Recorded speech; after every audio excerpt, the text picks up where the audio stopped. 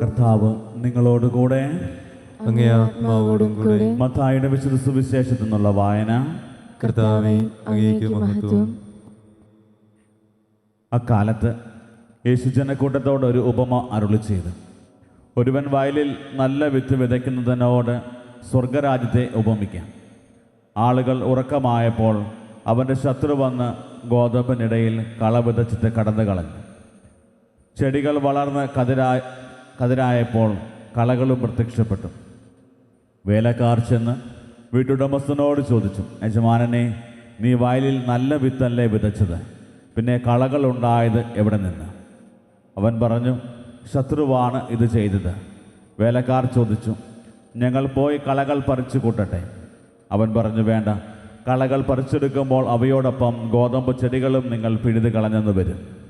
കൊയ്ത്ത് വരെ അവ രണ്ടും ഒരുമിച്ച് വളരട്ടെ. കൊയ്ത്തുകാലത്ത് ഞാൻ കൊയ്ത്തുകാരോട് പറയും, ആദ്യമേ കളകൾ ശേഖരിച്ച് തീയിൽ ചുട്ടുകളയാൻ അവ കെട്ടുകളാക്കി വയ്ക്കുവിൻ. ഗോതമ്പ് എൻ്റെ ധാന്യപ്പുരയിൽ സംഭരിക്കുവിൻ. കർത്താവിൻ്റെ സുവിശേഷം. ക്രിസ്തുവേ, അങ്ങേക്ക് സ്തുതി. വിശ്വമിശിഹായിൽ ഏറ്റവും അധികം സ്നേഹിക്കപ്പെടുന്ന പ്രിയ മാതാപിതാക്കളെ, സഹോദരി സഹോദരങ്ങളെ, ഇന്ന് തിരുസഭയിൽ പരിശുദ്ധ അമ്മയുടെ മാതാപിതാക്കളായ അന്നയും ജോവാക്കിമിൻ്റെയും തിരുനാൾ ആഘോഷിക്കുകയാണ്. രണ്ടുപേരെക്കുറിച്ചും വചനത്തിൽ യാതൊരു രീതിയിലുള്ള ഒരു മനുഷ്യനും നമ്മൾ കാണുന്നില്ല. അതേസമയത്ത് പാരമ്പര്യങ്ങൾ വളരെ ശക്തമായിട്ട് പറഞ്ഞു വയ്ക്കുന്ന കാര്യം പരിശുദ്ധ അമ്മയുടെ മാതാപിതാക്കൾ അന്നയും ജോവാക്കിയുമാണ്. ഇവരെക്കുറിച്ചുള്ള കൂടുതൽ കാര്യങ്ങൾ നമുക്കറിയാനൊക്കെ സാധിക്കുന്ന, മറ്റു പുസ്തകങ്ങളിൽ നിന്നൊക്കെ അറിയാൻ സാധിക്കുന്നത്, വലിയ ദൈവവിശ്വാസത്തിൽ ജീവിച്ച് വിശ്വസ്തയോടെ ദൈവത്തോട് ചേർന്ന് ദൈവത്തിൻ്റെ കൽപ്പനകളും ചട്ടങ്ങളും ഒക്കെ പാലിച്ച് ജീവിച്ചിരുന്നവരാണ്. പരിശുദ്ധ അമ്മയുടെ ജീവിതത്തിൽ ദൈവഹിതത്തിന് പൂർണ്ണമായി കീഴടങ്ങുവാൻ തക്കവിധം പരിശുദ്ധ അമ്മയെ ഒരുക്കിയ മാതാപിതാക്കളായിരുന്നു അന്നയും ജോവാക്കിയും. ക്രിസ്തീയ കുടുംബ ജീവിതത്തിൻ്റെ മധ്യസ്ഥയായിട്ടാണ് വിശുദ്ധ അന്ന അറിയപ്പെടുക. നമുക്കറിയാം, നമ്മുടെയൊക്കെ ചുറ്റുവട്ടങ്ങളിലും നമ്മുടെയൊക്കെ കുടുംബങ്ങളിൽ ഒത്തിരിയേറെ അന്നമ്മമാരൊക്കെയുണ്ട്. അന്ന എന്ന വാക്കിൻ്റെ അർത്ഥം തന്നെ അനുഗ്രഹദായിക എന്നാണ്. അപ്പോൾ അതുകൊണ്ട് ഈ ഒരു തിരുനാൾ ആഘോഷിക്കുമ്പോൾ നമ്മുടെയൊക്കെ ജീവിതങ്ങളിൽ നമുക്കും കൊണ്ടുവരാവുന്ന ഏറ്റവും പ്രധാനപ്പെട്ട സന്ദേശം എന്ന് പറയുന്നത്, ദൈവത്തിൻ്റെ കൃപകളും അനുഗ്രഹങ്ങളും ഒക്കെ സ്വീകരിച്ച് നമ്മളും അനുഗ്രഹമായിട്ട് മറ്റുള്ളവർക്ക് അനുഗ്രഹമായിട്ട് മാറണം. പരിശുദ്ധ അമ്മയെ ഇതുപോലെ മറ്റുള്ളവർക്കൊരു അനുഗ്രഹമായി മാറുവാൻ സഹായിച്ചത് അവരുടെ മാതാപിതാക്കളുടെ ഒരു പ്രത്യേക ഒരു പരിഗണനയൊക്കെയും സ്നേഹമൊക്കെയാണ്. അതുപോലെ തന്നെ ഇന്ന് ഈ ഒരു തിരുനാൾ ആഘോഷിക്കുമ്പോൾ നമ്മുടെ മാതാപിതാക്കളെയും നമ്മുടെ മുത്തച്ഛ വല്യപ്പനെയും വല്യപ്പന്മാരെയും വല്യമ്മമാരെയും ഒക്കെ പ്രത്യേകമായിട്ട് ഓർത്ത് പ്രാർത്ഥിക്കും. കാരണം അവരൊക്കെ നമ്മുടെ ജീവിതങ്ങളെ ഒത്തിരിയേറെ സ്വാധീനിക്കുന്നുണ്ട്. അവരുടെ ജീവിതങ്ങൾ, ക്രൈസ്തവ വിശ്വാസം, ദൈവത്തോടുള്ള അവിശ്വസ്തതയൊക്കെ നമ്മളെയൊക്കെ നമ്മുടെ വിശ്വാസത്തെ ഒത്തിരിയേറെ സ്വാധീനിക്കുന്നുണ്ട്. അതുകൊണ്ട് അവർക്ക് വേണ്ടിയും പ്രത്യേകമായിട്ട് ഈ വിശുദ്ധ ബലിയിൽ നമുക്ക് പ്രാർത്ഥിക്കാം. നമ്മളിന്ന് വായിച്ചു കേട്ട സുവിശേഷ ഭാഗം മത്തായിയുടെ സുവിശേഷം 13-ാം അധ്യായം 24 മുതലുള്ള തിരുവചന ഭാഗങ്ങളാണ്. കളകളുടെ ഉപമകളിലൂടെ ഈശോ പറയും. അതായത് ദൈവരാജ്യത്തെ ഒരുവൻ വിത്ത് വിതയ്ക്കുന്നതിനോട്, നല്ല വിത്ത് വിതയ്ക്കുന്നതിനോട് ഉപമിക്കുന്ന ഈശോയെ കാണാൻ പറ്റും.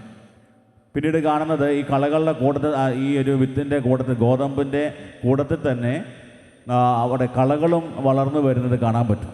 അപ്പോൾ അവർക്കത് വലിയ അതിശയമാണ്. അതുകൊണ്ട് ഭൃത്യന്മാർ വന്ന് ചോദിക്കുകയാണ്, ഞങ്ങൾ കളകൾ പറിച്ച് കളയട്ടെ.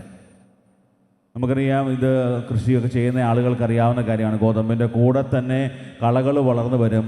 ഒരൊറ്റ നോട്ടത്തിൽ കളകളും ഗോതമ്പും എല്ലാം ഒരുപോലൊക്കെ ഇരിക്കും.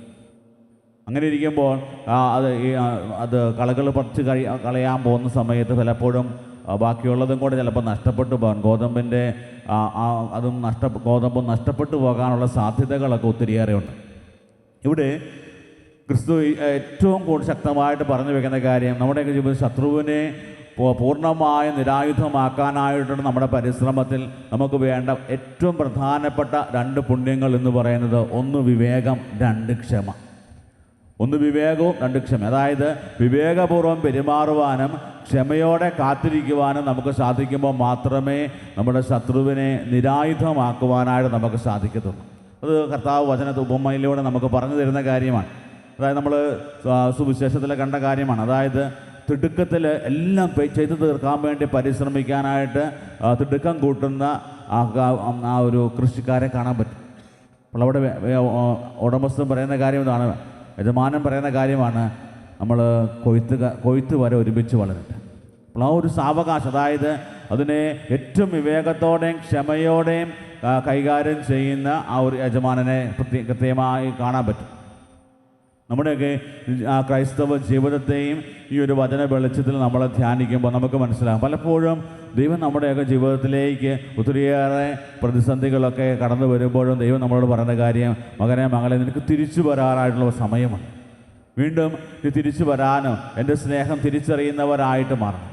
നമ്മുടെയൊക്കെ ജീവിതങ്ങളെ പരിശോധിച്ച് കഴിഞ്ഞാൽ പലപ്പോഴും നമ്മുടെ ഒരു ആഗ്രഹങ്ങൾക്കനുസരിച്ച് അല്ലെങ്കിൽ നമ്മുടെ ജീവിതത്തിലേക്ക് നമ്മുടെയൊക്കെ ഒരു പ്രോംപ്റ്റിങ്സ് അനുസരിച്ച് ജീവിക്കാനായിട്ടുള്ള ഒരു പരിശ്രമമൊക്കെ ഉണ്ട്. പക്ഷെ ദൈവത്തിൻ്റെ ഹിതം എന്താണ്, ദൈവം എന്താണ് എന്നിൽ നിന്ന് പ്രതീക്ഷിക്കുന്നത്, അത് മനസ്സിലാക്കി ജീവിക്കാൻ തുടങ്ങുമ്പോഴാണ് നമ്മുടെ ജീവിതങ്ങൾ ഏറ്റവും കൂടുതൽ ധന്യമാകും. പ്രിയപ്പെട്ടവരെ, ഇന്ന് ഈ പരിശുദ്ധ കുർബാനയിൽ നമുക്കും പ്രാർത്ഥിക്കാം.